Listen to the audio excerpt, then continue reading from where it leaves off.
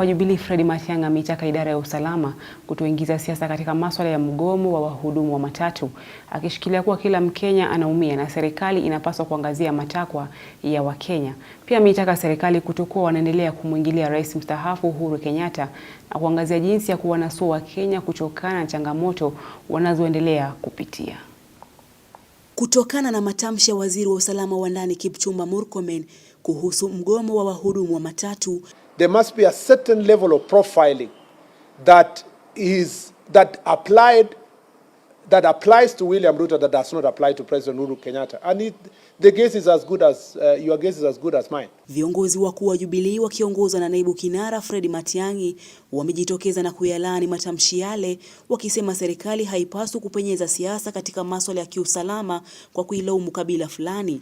Pia wameshikilia kuwa bei ghali ya mafuta haitokani na vita kati ya Israeli na Iran, ila ni mzigo wa ushuru ambao wamewalimbikizia Wakenya. Is to politicize national security issues. Itupeleke siasa kwa maneno na masuala ya usalama. Kitu ikitokea useme ni kabila hii ama ni kabila ingine, ni wale wengine, ni sehemu hii. Kasumba kama hii imetuletea shida huko mbeleni. Na baada ya jioni kuangalia, naona Murkomen anasema ati hii magari ilikuwa ya watu wengine. Ati we in the Mount Kenya region, we have been here before. Hakuna mtu atatisha sisi. Let us be very clear.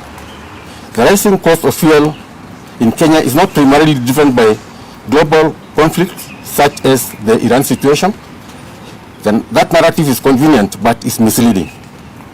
The truth which this government must come clean about is that critical levies, particularly the road maintenance levy, have been securitized. These funds, which were intended to maintain our roads and infrastructure, have instead been used to secure opaque and unexplained loans.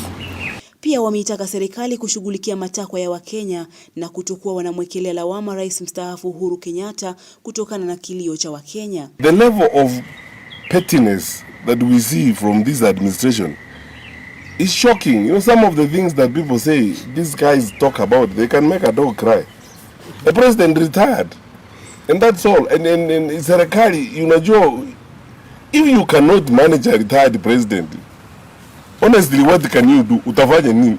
You know, managing a retired president is the easiest thing because there is an act that says what that retired president is entitled to. Na mzee amefanya kazi yake, amepumzika, ako pale huko Ijaweri, anaendelea kuangalia mambo ya wajukuu wake. Wakati huo huo, wamebaini kuwa Wakenya wataendelea kuhangaika kuwa ni msaada wa fedha unaotarajiwa kupitishwa bungeni unanuia kuwakandamiza, akiwataka Wakenya kuupinga mswada ule wa fedha wa mwaka 2026-2027. Lakini sisi kama chama cha Jubilee ndio wa kwanza kusema tunajiunga na Wakenya wengine kukataa Finance Bill 2026, reject Finance Bill 2026. Ukiangalia yale ambayo yako kwa hiyo Finance Bill, unashangaa tutaishi wapi na tutaenda wapi. The cost of living is already unbearable for many. Kenyan workers, wafanyakazi wa Kenya saa hii. Sijui kama kuna mfanyakazi Kenya hii ambaye anatarajia ama anatasamia kupata payslip. Maisha ya kufanya kazi nchi sasa imekuwa kama ni utumwa. It's slavery. And Kenyan workers are paying every day over taxation. Na ukweli